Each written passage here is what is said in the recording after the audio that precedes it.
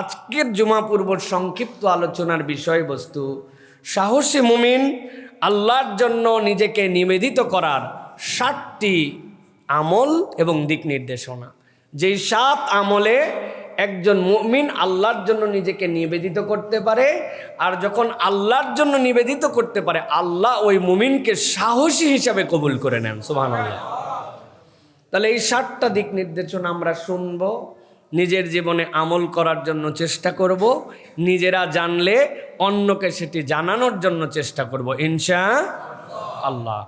প্রিয় ভাইয়েরা, আমাদের জীবনে আমরা আল্লাহ রাব্বুল আলামিনের কাছে নিজেদেরকে যদি সাহসী হিসাবে উপস্থাপন করতে চাই, আল্লাহ রাব্বুল আলামিনের কাছে নিজেকে যদি নিবেদিত করতে চাই, তাহলে 1 নম্বর সেটি হচ্ছে আল্লাহ রাব্বুল আলামিনের জন্য আমাদেরকে আল্লাহর জন্য একটা ইখলাসওয়ালা অন্তর নিয়ে চলাফেরা করতে হবে। যেই ইখলাস এমনভাবে নিজের মধ্যে ইনস্টল করতে হবে যেই পাওয়ারে আল্লাহ রাব্বুল আলামিন ওই মুমিনের ভিতরে অটোমেটিক একটা শক্তি দান করবেন। সুবহানাল্লাহ।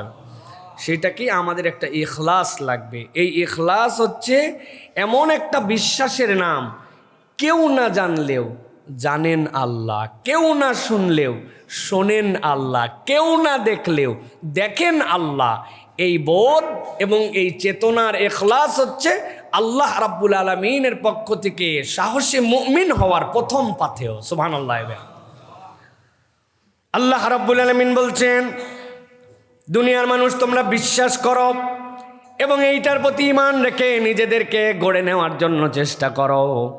আল্লাহ বলছেন এর 1 নম্বর পাঠ হবে ওয়া আসিররু কওলাকুম আও ইজহারু বিহি ইন্নাহু আলিমুম বিযাতিস সুদূর। তুমি প্রকাশ্যেই বলো আর গোপনেই বলো, তুমি আওয়াজ করে বলো আর তুমি বোবা হয়ে যাওয়ার কারণে নীরবে নীরবে বলো। তোমার বলাটা যেমনই হোক না কেন তোমার বিশ্বাসের মধ্যে থাকতে হবে আমি যা কিছু প্রকাশ্যে আর গোপনে বলি সব কিছু জানেন যিনি, তিনি কে?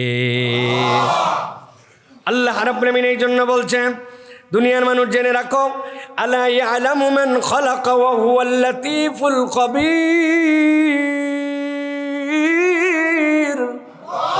আল্লাহ বলছেন যিনি তোমাকে সৃষ্টি করেছেন, তুমি কি মনে করো তিনি জানেন না? বরং আল্লাহ বলছেন জেনে রাখো তিনি কেবল জানেনই না, তিনি সূক্ষ্মাতি সূক্ষ্ম বিষয়ে জ্ঞান রাখেন।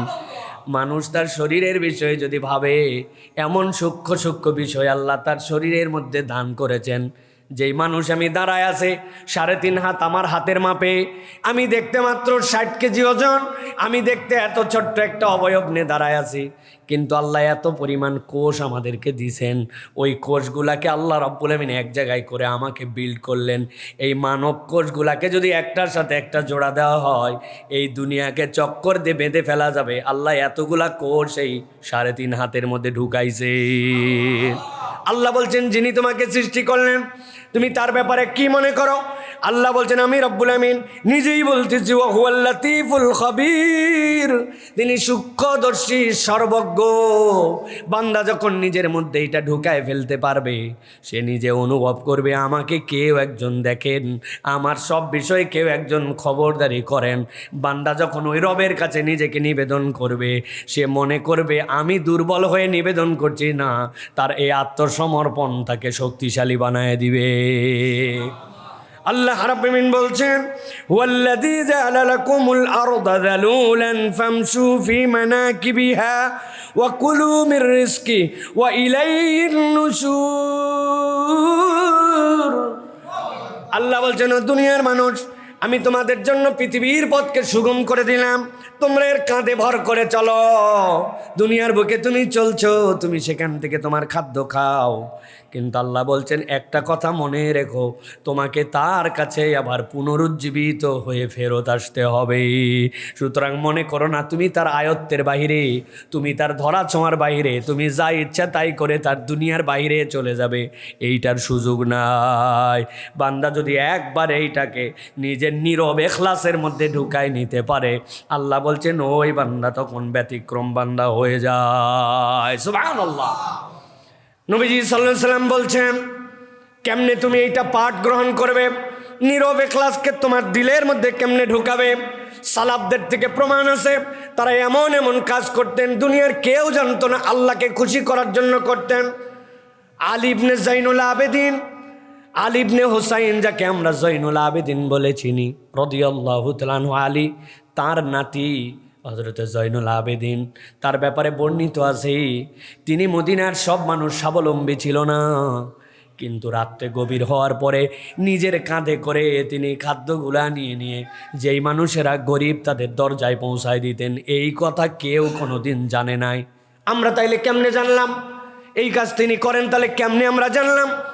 ইতিহাস সাক্ষ্য দিচ্ছে হযরতে জৈনুল আবেদিন তিনি মানুষের দুয়ারে এমনভাবে পৌঁছায় দিতেন, খাদ্য তার বাড়ির লোকেরা পর্যন্ত জানতে পারতো না, তিনি খাদ্যগুলা পৌঁছায় দেন। যেদিন জৈনুল আবেদিনের ইন্তেকাল হয়ে গেল, জানাজা হয়ে গেল, ওই দিন মানুষজন দেখলো আমাদের বাড়ির সামনে তো খাবার পৌঁছায় না, 7 দিন তো আর খাবার আসে না। তখন মানুষজন বুঝে ফেললো যেই লোক গোপনে খাবার দিত ওই লোকটা আর দুনিয়ায় নাই। জানাজা যখন দোয়ানো হয় তখন দেখা গেল তার কাঁধের উপরে কড়া পড়ে গেছে, পরিবারের লোক পর্যন্ত জানতো না। জলিলুল কদর একজন সালাফ, যিনি খয়রুল কুরুনের 3 নম্বর প্রজন্ম, হুসাইন রাদিয়াল্লাহু তাআলার সন্তান, তিনি পর্যন্ত নিজের কাঁধে করে ঢোয়াই দিয়েছেন। এইটা ছিল আল্লাহর জন্য ডেডিকেটেড, হৃদয় থেকে ইখলাস, যেটা দুনিয়ার কাউকে দেখানোর জন্য নয়। দেখেন একজন যিনি তার জন্য নিবেদিত হয়ে কাজ, এরকম কাজ যদি কেউ করে আল্লাহ তাকে কবুল করে নেন। নবীজি সাল্লাল্লাহু আলাইহি সাল্লাম বলছেন, ইন্নাল্লাহা লা ইয়ানজুরু ইলা সুওয়ারিকুম ওয়ালা ইলা আজসাদিকুম ওয়ালাকিন ইয়ানজুরু ইলা কুলুবিকুম ওয়া আমালিকুম। আল্লাহ রাব্বুল আলামিন তোমার শরীর দেখেন না কিরকম স্বাবলম্বী, কত শক্তিশালী, দেখতে কেমন, চাপদারি না হালকাদারি, সাদা না কালো, আল্লাহ এগুলো একটাও দেখেন না। আল্লাহ দেখেন বান্দার দিল আর বান্দার অন্তর। আল্লাহর জন্য দিল নিয়ে অন্তর নিয়ে কে এসেছিল, আল্লাহ ওইটাকেই কবুল করে নেন। সুবহানাল্লাহ। 1 কোটি টাকা আছে, দেয় না। আরেকজনের কাছে 2 টাকা আছে, 1 টাকা দিছে।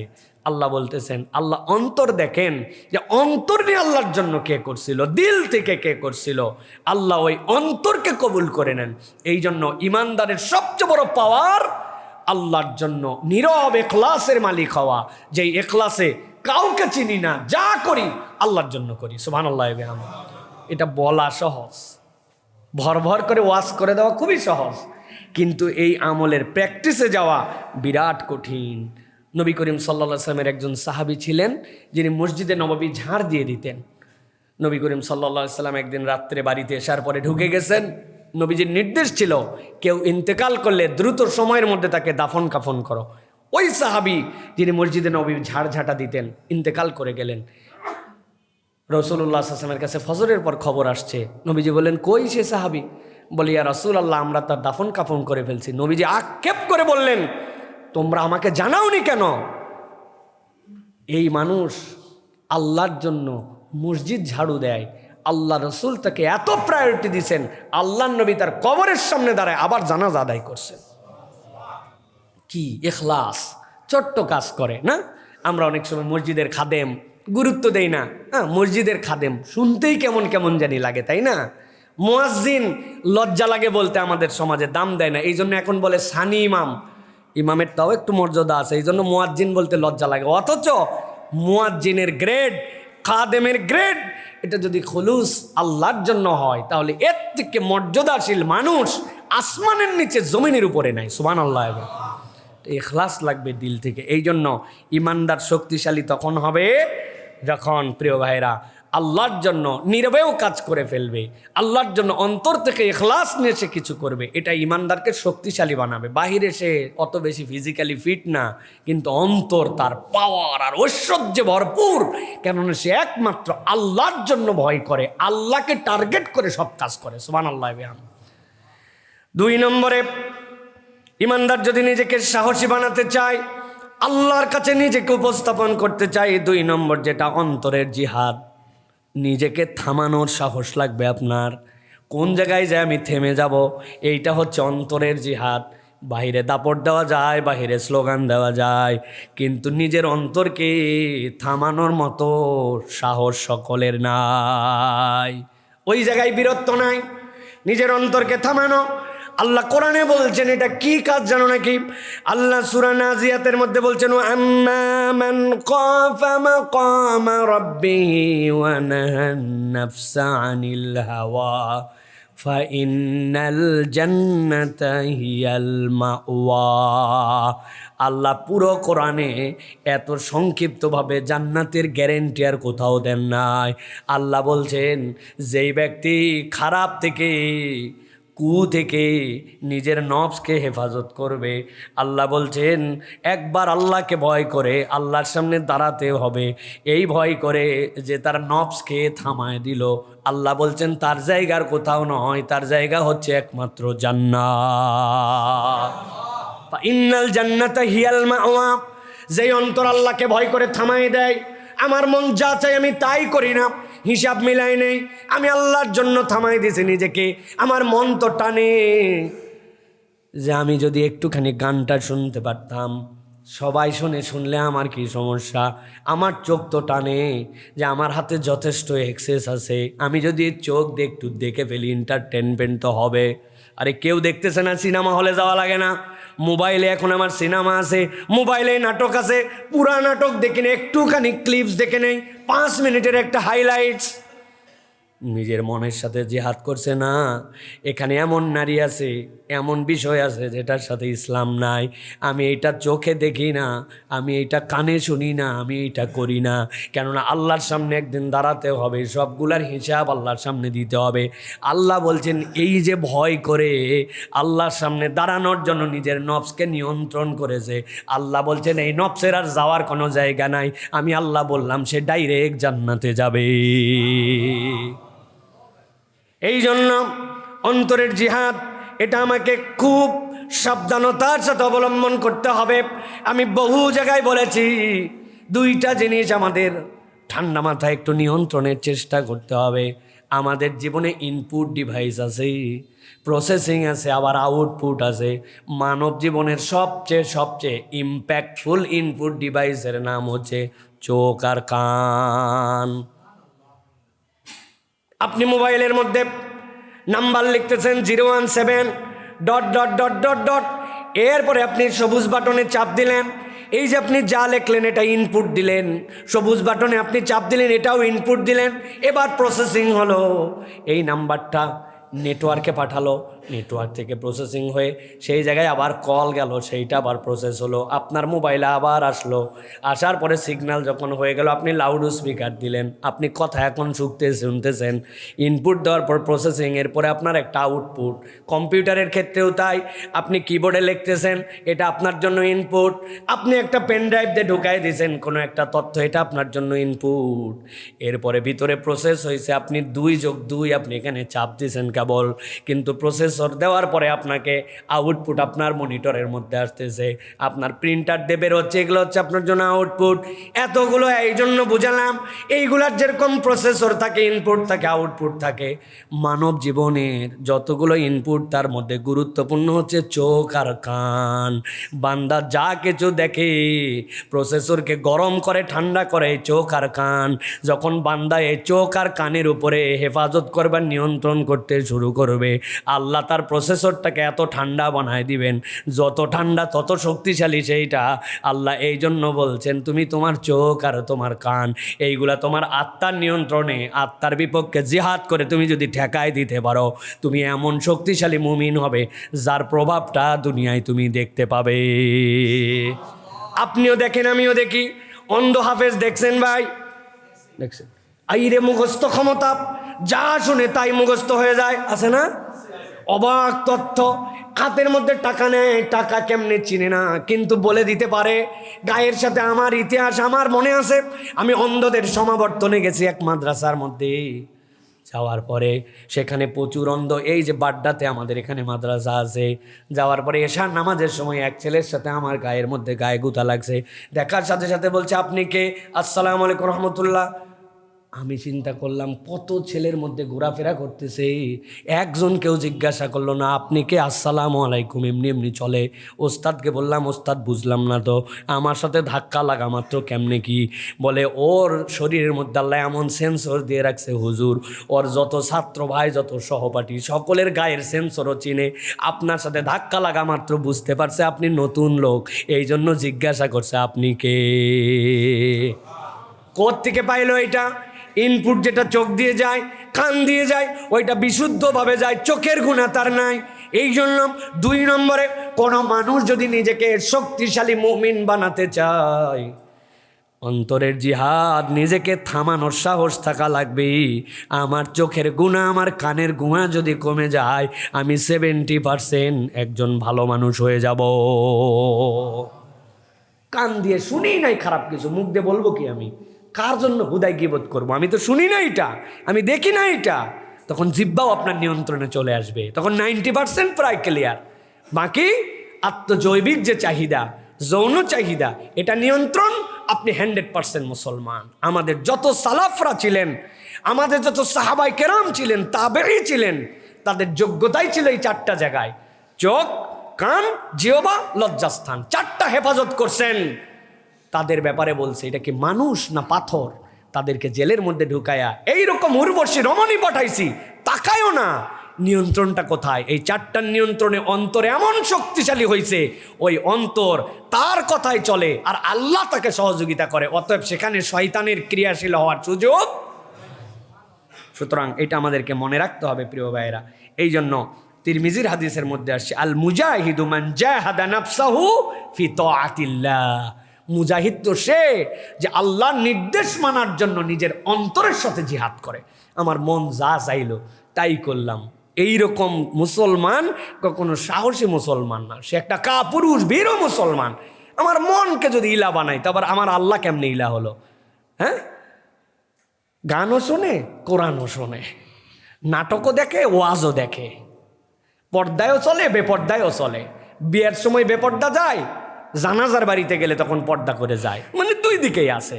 এটা সাহসী মুসলিম না, এটা মুনাফিক চরিত্রের মুসলমান। ইমানদার চরিত্রের মুমিন, তার মধ্যে একটা স্বকীয়তা থাকবে, বীরত্ব থাকবে। লোকে কি বলবে? বয়স এখনো হয় নাই, এই জন্য এখনো মুখে দাড়ি উঠে নাই। ওনার বয়স 35 পার হয়ে গেছে। আল্লাহ দাড়ি দিয়েছিল 16 বছরে, ওনার 35এও দাড়ি হয় নাই, এখন উনি মহিলার চরিত্রে আছে। এটা কি ভালো মুসলমান নাকি? অন্তরের সাথে তার জিহাদই নাই, তার কোনো পরীক্ষা নেই। কয় আমার দাড়ি সাদা হয়ে গেছে, বয়স কম, এই বয়সে দাড়ি রাখলে মানুষে কি বলবে? আরে মানুষে কি বলবে? ওটা তো মানুষ না। আল্লাযী ইউওয়াসবিসু ফি সুদুরিন নাস, ওটা মানুষরূপী শয়তান, ঠিক কি না? যদি মানুষ হতো তাহলে তোমাকে কল্যাণের দিকে ডাকতো। মানুষ না, দেখতে মানুষ, আসলে শয়তান। এই জন্য আপনাকে জিহাদ করতে হবে। এই জিহাদের জন্য এই কথা শুনতে হয়, দ্বীনের দিকে থাকতে হয়, তাহলে আল্লাহ রাব্বুল আলামিন আমার অন্তরে স্পিড দিবেন। এইটা ফাযাক্কির ফাইন্না যিকরা তানফাউল মুমিন, এই জিকিরের দ্বারা আপনার অন্তরের মধ্যে সাহস আল্লাহ রাব্বুল আলামিন ঢুকাই দিবেন। পরিবর্তন এখান থেকে হওয়া শুরু হবে। 3 নম্বরে, অন্তরকে আল্লাহ রাব্বুল আলামিনের জন্য নিবেদিত করলাম। সাহসী মুমিনের 3 নম্বর গুণাগুণ কি হবে? আল্লাহ বলছেন সাহসী মুমিনের 3 নম্বর গুণাগুণ হবে একা হয়ে যেতে পারে। পুরা পৃথিবী একদিক, সে একা একদিক, কিন্তু সে একা হলেও হকের পক্ষে থাকবে, কখনো হক থেকে বিচ্যুত হবে না। আল্লাহ রাব্বুল আলামিন কুরআনুল কারীমের মধ্যে বলছেন, ইয়া আইয়ুহাল্লাযীনা আমানু কুনু কওয়ামিনা লিল্লাহি শুহাদা বিল কিসত ওয়ালা ইয়াজরিমান্নাকুম শানাআনু কওমিন আলা আল্লা তা'দিলু ই'দিলু হুয়া আকরাবু লিত্তাকওয়া। ঈমানদারের চরিত্রই হবে সে ইনসাফ এবং আদালতের পক্ষে থাকবে। আমার দলের লোক, আমার পরিচিত লোক, আমি একটু ফেভার করলাম, আল্লাহ বলছেন খবরদার, খবরদার, আপনজন, নিকটাত্মীয়, পরিচিত, দলের লোক, পার্টির লোক, কাছের লোক, চিনি, এইরকম কোনো কিছুতে যেন তোমাদেরকে বিচারের ক্ষেত্রে প্রভাবিত না করে। আল্লাহ ডাক দিয়ে বলতেছেন, এ দিলু, তোমরা আদালত কায়েম করো, ইনসাফ কায়েম করো, জেনে রাখো হুয়া আকরাবু লিত্তাকওয়া, ইনসাফ কায়েম এটাই হচ্ছে খোদাভীতি। যার মধ্যে ইনসাফ নাই তার মধ্যে খোদাভীতি নাই। আল্লাহ রাব্বুল আলামিন উদাহরণ দিয়েছেন সাহাবায়ে কেরামের জীবন থেকে।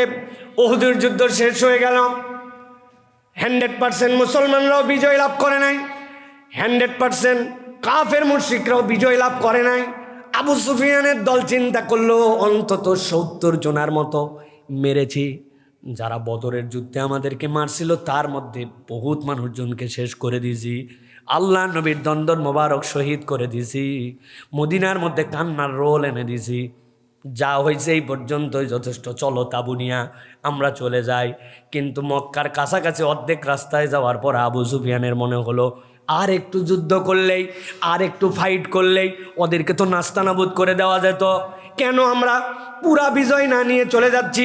একদল বলতে শুরু করলো, মক্কায় পৌঁছানোর পরে আপনাকে যদি জিজ্ঞাসা করে জিতে আসছেন না হারে আসছেন, আপনি বলবেন ড্র করে আসছি। এ আবার কেমন কথা? জিতেনও নাই হারেনও নাই, এটা ড্র কোনো যুদ্ধের হিসাব বলো নাকি? তাহলে আপনাদের কি করা লাগবে বলো, আবার চলো যাই এবার মোহাম্মদের দলকে এই সুযোগেই নাস্তানাবুদ করে দিব। তাদের মধ্যে উৎসাহ পেয়ে গেল, অনেকে ফেরত আসতে শুরু করলো। আল্লাহ নবী কেবলমাত্র মদিনায় পৌঁছাইছেন, ঘরে ঘরে ব্যথা, কার স্বামী নাই কার ভাই নাই।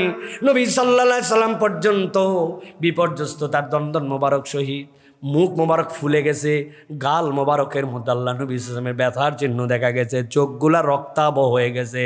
আল্লাহ নবী সাল্লাল্লাহু আলাইহি ওয়াসাল্লাম এই সময় খবর পেলেন, খবর পাওয়ার পরে ডাক দিলেন, ও আমার সাহাবীরা, শুনলাম তারা নাকি আবার ফেরত আসতেছে, মদিনা আক্রমণ করবে, কারা কারা আছো?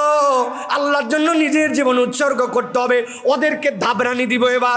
এবার আমরা বাহিরে যুদ্ধ করবো না, দাবরায় মক্কা পর্যন্ত নিয়ে যাব, কারা কারা আসো? এক মুহূর্ত দেরি করে নাই, 24 ঘন্টার ক্লান্তিকে ছেড়ে দিয়ে সাহাবায়ে কেরাম জানবাজ দাঁড়ায় গেছেন। সুবহানাল্লাহ।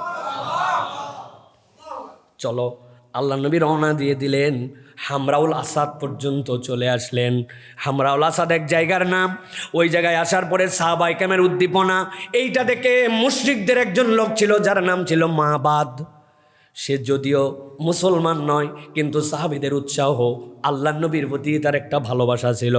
আল্লাহ নবীকে বললে, আমি কিছু মিথ্যা কথা বলতে চাই, সাথে সত্যি সত্যি আপনার সাহাবীদের এই কাজ দেখে আমি অবাক হয়ে গেছি। আল্লাহ নবী বললেন, যুদ্ধের ময়দান হচ্ছে খিদা, তুমি যদি কৌশলে কিছু বলতে চাও তুমি বলতে পারো। আবু সুফিয়ানের বাহিনীর কাছে চলে গেল, সে যাওয়ার আগে আল্লাহ আয়াতে কারিমা নাজিল করেছেন সাহাবীদের প্রশংসায়। আল্লাহ বলছেন, আল্লাযীনা ক্বালা লাহুমুন নাস ইন্নান নাস ক্বাদ জামাউ লাকুম ফাখশাউহুম ফাযাদাহুম ঈমানাও ওয়া ক্বালু হাসবুনাল্লাহু ওয়া নি'মাল ওয়াকিল। তাদের কাছে এসে বললাই, সাবধান হয়ে যাও, একদল লোক রেডি হয়ে গেছে, তোমাদেরকে শেষ করে দিবে। যেই না বলছে লোক রেডি হয়ে গেছে, শেষ হয়ে যাবে, ভয় পাওয়া তো কিসের কথা? আল্লাহ বলতেছেন, কদ জামাউ লাকুম ফাখশাউহুম, তাদেরকে ভয় করো, একদিন আগেই তোমাদের কি মেসাকার করে দিয়ে গেছে। এই কথা শোনার সাথে সাথে আল্লাহ বলছেন, ফাযাদাহুম ঈমানা, কিসের কি ভয়? তাদের ঈমান সাথে সাথে দ্বিগুণ হয়ে গেছে। আল্লাহ বলছেন, কি জন্য ঈমান দ্বিগুণ হয়েছে? ঈমান দ্বিগুণ হওয়ার কারণ ছিল, তারা একজন হলেও জানে তারা হকের পক্ষে আছে, সত্যের পক্ষে আছে। আল্লাহ সেটার ব্যাখ্যা করতেছেন, ওয়াকালু হাসবুনাল্লাহু ওয়া নি'মাল ওয়াকিল, বলতে শুরু করলো হাসবুনাল্লাহ। অস্ত্র দিয়ে কি করব? জনসংখ্যা দিয়ে কি করব? অভিভাবক হিসাবে আমার আল্লাহ আমার জন্য যথেষ্ট। আমার বিপক্ষে 1 লক্ষ লোক আছে না 1000 আছে, দেখার সময় নাই, আমি সত্যের পক্ষে আছি, এটাই হচ্ছে আমার ইমানের পাওয়ার। সুবহানাল্লাহ। এই সাহাবীদের উদ্দীপনায় মাবাদ যায় বলল, মার তো বেশি খাও নাই, কয়জন মারছো? কিন্তু এদের যে স্পিড দেখলাম 24 ঘন্টার মধ্যে, এইবার তোমাদেরকে ওই 70 জনের বদলে একজনেরও বাঁচাবে না, ঘরে ঘরে যাই শেষ করে দিয়ে আসবে, বাঁচতে চালে বাড়ির যা। ওরা ভয় পেয়ে গেছে এই কথা শুনে, এই কথা শুনে সব চলে গেল। আল্লাহ নবী এরপরে ওই হামরাউল আসাদ থেকে ফেরত চলে আসলেন। আল্লাহ প্রশংসা করেছেন, ইমানদাররা লোক দেখে না, ভয় পায় না, কেননা সে তাওয়াক্কুল করে একমাত্র আল্লাহতে। সুবহানাল্লাহ। এইটা মুখের কথাই হবে না, এইটার জন্য আল্লাহ রাব্বুল আমিন বলছেন হকের পক্ষে থাকতে হবে, সত্যের পক্ষাবলম্বন আপনাকে করতে হবে। আপনার অন্তরের মধ্যে চেতনা থাকতে হবে, হক যেখানে আমি সেখানে। এই মানসিকতার নাম রাসূলুল্লাহ সাল্লাল্লাহু আলাইহি ওয়াসাল্লাম নিজের হাদিসে মুসনাদ আহমদের মধ্যে বর্ণনা করেছেন। তিনি বলছেন, লা ইয়ামনান্না আহাদুকুম হাইয়াতুন নাস আন ইয়াকুলা বিহাক্কিন ইযা আলিমাহু। কোন ক্ষেত্রে যেন কোনো মানুষকে ভয় করে, কিচ্ছুকে ভয় করে, তুমি যদি সত্য জানো সেটাকে প্রকাশ করে দিতে যেন দ্বিধা করো না। তুমি যেন সত্যের পক্ষে জানান দিয়ে দিবা যে আমি সত্যের পক্ষে, এরপরে যা হয় হবে। এই জন্য প্রিয় ভাইয়েরা, আমাদেরকে নিজেদেরকে সত্যের পক্ষ অবলম্বন করতে হবে। ইমাম আজম আবু হানিফা রহমতুল্লাহ আলাই, তাকে বলছে আপনি রাষ্ট্রের কাজী হয়ে যান। তিনি বলছেন না, এইখানে বসলে আমি জানি শাসকের অনুগত হয়ে রায় দিতে হবে। আমি ইমাম, আমি কখনো এই পদ নিব না। তাকে জুলুম করেছে, জেলের মধ্যে রাখছে, বেত মারছে, চাবুক মারছে, একাই হকের পক্ষে থাকছেন, কিন্তু কখনো সত্যের কাছে মাথা নমনীয় করেন নাই। এটা হচ্ছে ইমানদারের চরিত্র। সুবহানাল্লাহ। এইটা করলে আল্লাহ রাব্বুল আমিন একটা পাওয়ার দিবেন অন্তরের মধ্যে। সুতরাং এটা আমাদেরকে মনে রাখতে হবে প্রিয় ভাইরা। এটা গেল আমাদের জন্য 3 নম্বর। 4 নম্বরে, শক্তিশালী মুমিন, সাহসী মুমিন আল্লাহর জন্য কিভাবে নিবেদিত হবে। 4 নম্বরে, দোয়াকে আপনার অস্ত্র বানাতে হবে। ইমানদারের সাথে দোয়া এমনভাবে যুক্ত হবে, ইমানদারের দোয়াটা তার জন্য একটা অস্ত্র হবে। এই জন্য বলা হয় আর দোয়া সিলাহুল মুমিন, ইমানদারের অস্ত্রটার নামই হচ্ছে দোয়া। আল্লাহর কাছে বান্দার সম্পর্কটা এমনভাবে হবে, নিজেকে সাহসী বানানোর জন্য দোয়াটা হবে আল্লাহর বান্দার মধ্যে মাধ্যম। সুবহানাল্লাহ। আল্লাহ কুরআনুল কারীম সূরা গাফির 60 নম্বর আয়াতের মধ্যে বলছেন, ওয়াকালা রাব্বুকুম উদউনি আস্তাজিব লাকুম। তোমার রব তোমাদেরকে বলছেন তোমরা আল্লাহকে ডাকো, আল্লাহ তোমার ডাকে সাড়া দিবেন। বান্দা যখন এই বিশ্বাস একবার দিলে নিবে, আমার কথা শোনেন যিনি, আমার প্রয়োজন মিটান যিনি, তিনি আমার রব আল্লাহ। এই দোয়ার বিশ্বাস বান্দার মধ্যে ঢুকে গেলে ওই বান্দাকে আর কেউ দমায় রাখতে পারবে না। সুবহানাল্লাহ। আল্লাহ কুরআনুল কারীমের মধ্যে বলছেন, ওয়াইযা সালাকা ইবাদি আন্নী ফাইন্নী করিব উজিবু দাওয়াতাদ দাঈ ইযা দাআন ফালইস্তাজিবু লি ওয়ালিউমিনু বি লাআল্লাহুম ইয়ারশুদুন।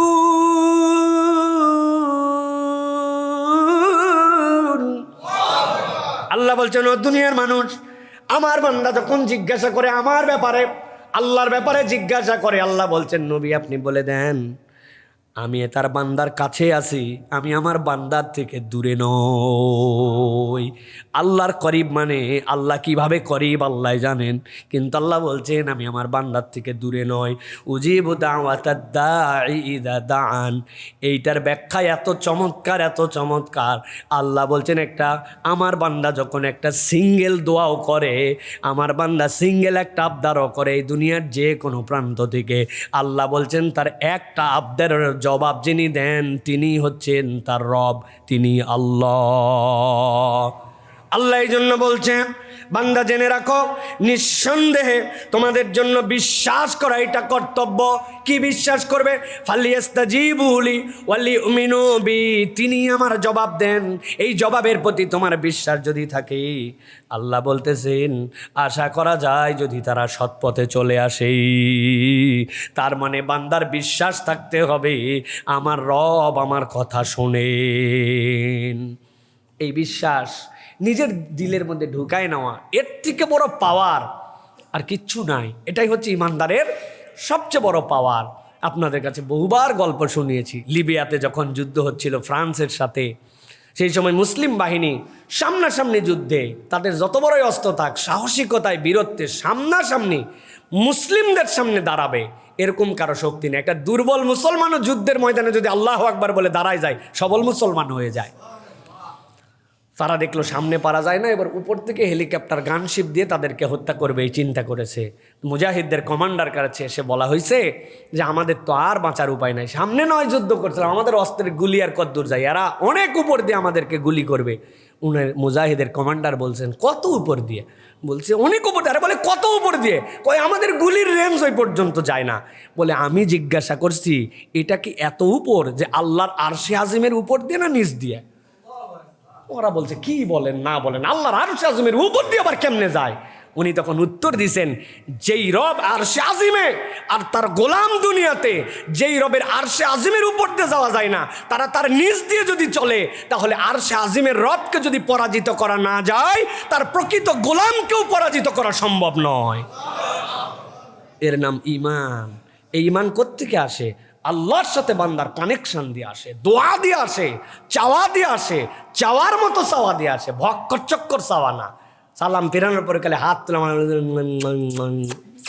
এই চাওয়া, এই থার্ড ক্লাস মার্কা চাওয়া, যে চাওয়ার সাথে কোনো মিল নাই, কিচ্ছু নাই, আল্লাহর সাথে শ্রদ্ধা নাই, ভালোবাসা নাই, আকুতি নাই, নিবেদন নাই, কিচ্ছু নাই, এই ভণ্ডামি চাওয়া। মাইন্ড করেন না প্রিয় ভাইরা, এটা চাওয়া হয় না প্রকৃতার্থে। এই জন্য আমাদেরকে আল্লাহর সাথে সম্পর্ক বাড়াতে হবে। নবীজি বলছেন, আর দোয়া হুয়াল ইবাদাহ, জেনে রাখো দোয়াটাই ইবাদত। সুবহানাল্লাহ বলবেন না? না, এই একটা দিক দিয়ে আমাদের পার পাওয়ার একটা কায়দা আছে, তাছাড়া পার পাওয়ার কোনো কায়দা নাই। আমি আমার গোপন গবেষণা, গোপন বলতেছি এই জন্য মানে চিন্তা ভাবনা করে দেখছি, এই একটা দিক দিয়া পার পাইতে পারি আমরা। কিভাবে? নামাজ 2 রাকাত পড়ছি, আল্লাহ কবুল করা লাগবে, এইসা পড়া পড়ছি, আমার নাই, আপনাদের আছে কিনা জানি না। রোজা কত ভুল, সালাত, সিয়াম, হজ, কোনোটা পারফেক্ট হয়েছে কেউ বলতে পারবে না, কারণ হক আদায় করে এগুলো হয় না। একটা ইবাদত আল্লাহর কাছে বলতে পারবো আল্লাহ কবুল হয়েছে। কেমনে? আল্লাহ আমি দোয়া করছিলাম, আল্লাহ আমার বাচ্চা কাচ্চার শরীর ভালো করে দাও, আল্লাহ আমার টাকা পয়সা দিয়ে দাও, আল্লাহ তুমি আমার দুনিয়া আখিরাতে ইজ্জত বাড়ায় দাও। দোয়াগুলা কার জন্য করছি? আমার জন্য, আমার প্রয়োজনে। আল্লাহ কবুল করতে পারেন, পরে দিতে পারেন, এর বদলে অনেক ভালো কিছু দিতে পারেন, কিন্তু ওইটা তো দোয়ার সেকেন্ড পার্ট। আপনি যে আল্লাহ বলছিলেন যে তুমি ইবাদত করো, আর দোয়া হুয়াল ইবাদা, দোয়া স্বয়ং ইবাদত, তা আমি তো দোয়াটা অন্তত আল্লাহর কাছে ভালো করে করছি, অতএব এইটাও তো ইন্ডিভিজুয়াল একটা ইবাদত, পরেরটা কামনা, কিন্তু দোয়া ইবাদত। আল্লাহ এইটা তো আমি করছি, এটার মধ্যে আবার ফাঁক যোগ কোথায়? আমি চাইছি তো আপনার কাছে, তাহলে এই ইবাদতের ওসিলায়ও আল্লাহ কবুল ইবাদত হিসাবে লেখে বান্দাকে মাফ করে দিতে পারেন। বুঝছেন আপনি খেলাটা কোন জায়গায়? আল্লাহ কি নিয়ামত দিয়ে রাখছে এই জায়গাতে, সুবহানাল্লাহ। এই জন্য প্রিয় ভাইরা আল্লাহর কাছে চাইতে হবে। এটা গেল 4 নম্বর। 5 নম্বরে, গুনাহ না করে ক্ষতি সহ্য করার সক্ষমতা অর্জন করা। আমি গুনাহ করব না, কিন্তু ক্ষতি হয়ে যেতে পারে আমার, তাহলে আমি ক্ষতি হয়ে যেতে পারে তাও আমি গুনার সাথে নাই, এক আলাদা শক্তি অর্জন করা। এটা সকলের দ্বারা সম্ভব হয় না। ও এটা বলছে জন্যই তো আমি এটা বলছি, ওই আমার মারছিল জন্যই তো আমি মারছি, ও কোর্সের জন্য আমি করতে বাধ্য হয়েছি। আল্লাহ বলছেন হক আর বাতিলের পার্থক্যটা হবে এখানে, ওটা যদি গুনাহ হয় তাহলে তোমার ক্ষতি সহ্য করেও তুমি গুনার মধ্যে যাও না। আল্লাহ রাব্বুল আলামিন বলছেন, ওয়ামান ইয়াত্তাকিল্লাহা ইয়াজআল লাহু মাখরাজা, আল্লাহকে ভয় করেছ, ঠান্ডা মাথায় তুমি নিজের ক্ষতিও সহ্য করে নিছো। আল্লাহ বলছেন টেনশন করো না, ইয়াজআল লাহু মাখরাজা, আমি আল্লাহ চ্যালেঞ্জ দিলাম, তোকে বের করার একটা রাস্তা আমি দিয়ে দিব। ওয়ারযুকুহু মিন গায়রি লা ইয়াহতাসিব, তুই চিন্তা করতে পারবি না, তুই মনে করছিস ক্ষতি হয়ে যাচ্ছে, কিন্তু এমন জায়গার থেকে রিজিক দিব গুনে গুনে শেষ করতে পারবি না। আল্লাহ রাব্বুল আলামিন নবীজি সাল্লাল্লাহু আলাইহি সাল্লামকে দিয়ে এই জন্য জানাচ্ছেন, আপনি জানাই দেন, ওয়ামান ইয়াত্তাকিল্লাহ ওয়ামান ইয়াতাওয়াক্কাল আলাল্লাহ ফাহুয়া হাসবুহু ইন্নাল্লাহা বালিগু আমরিহি ক্বাদ জাআলাল্লাহু লিকুল্লি শাইইন কদরা। আল্লাহ বলছেন দুনিয়ার মানুষ জেনে রাখো, নবী আপনি জানাই দিয়ে রাখেন, যে ব্যক্তি আল্লাহর উপর ভরসা করে তিনি তার জন্য যথেষ্ট হয়ে যান, আল্লাহ তার কাজ পূর্ণ করবেন। এইটা আল্লাহ চ্যালেঞ্জ দিয়ে দিলেন। আল্লাহ সব কিছুর জন্য একটা পরিমাণ স্থির করে রেখেছেন, আল্লাহর পরিমাণকে অতিক্রম করতে পারে না। আল্লাহর পরিমাণ অতিক্রম করতে পারে, এগুলোর প্রমাণ তো আমাদের চোখের সামনে কিছু কিছু হয়ে গেছে না ভাই? চোখের সামনে আমাদের প্রমাণ হয়ে গেছে এগুলা। আল্লাহ সব কিছুর জন্য একটা পরিমাণ নির্ধারণ করে রাখেন। আল্লাহর উপর ভরসা করলে দেশে কত লিডার মরে গেল, কত লোক 50 বছর কাজ করে গেল, তার কবর বছরে একদিন ধুয়ে মুছেও সাফ করার জন্য যায় না। আর 1-1.5 বছর একটা লোক ইসলামের পক্ষে কথা বলল, ছোট্ট একটা 32 বছরের বাচ্চা ছেলে, সেই ছেলেকে 2 বছর আগে ঠিকমতো কেউ চিনতো না, কিন্তু তার ডেডিকেশন, তার আল্লাহর জন্য নিবেদন, খুলুসিয়াত ওই ব্যক্তিকে এমনভাবে করেছে রাত দিন 24 ঘন্টা জানাজায় আসতে পারে নাই, কিন্তু তার কবরে দোয়া করার জন্য সিরিয়াল পড়ে আছে। সুবহানাল্লাহ। অতএব প্রিয় ভাইরা, 7টা পয়েন্ট আবার একটু রিভাইজ করে দেই। একটা হচ্ছে নীরব ইখলাস, কেউ না জানলেও আল্লাহ জানেন, এই বিশ্বাসটা আমাদের মধ্যে অর্জন করতে হবে। 2 নম্বর, অন্তরের জিহাদ, নিজেকে থামানোর সাহস। 3 নম্বরে একা হলেও হকের পক্ষে থাকা। 4 নম্বরে দোয়াকে অস্ত্র বানানো। 5 নম্বরে গুনাহ না করে ক্ষতি সহ্য করার অভ্যাস। 6 নম্বরে অপ্রশংসিত আমল, ভালোবাসা, কেউ ভালো বলবে এই জন্য নয়, আল্লাহর জন্য করা।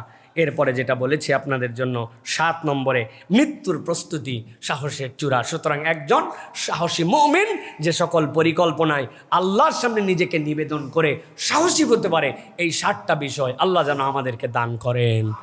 আমরা যেন কেবল না শুনি, আমরা যেন এটা আমল করার জন্য চেষ্টা করি। আল্লাহ যেন আমাদের সকলকে সেই যোগ্যতা, সেই স্পৃহা, সেই মনের তামান্নাকে আল্লাহর জন্য নিবেদিত হওয়ার তৌফিক দান করেন।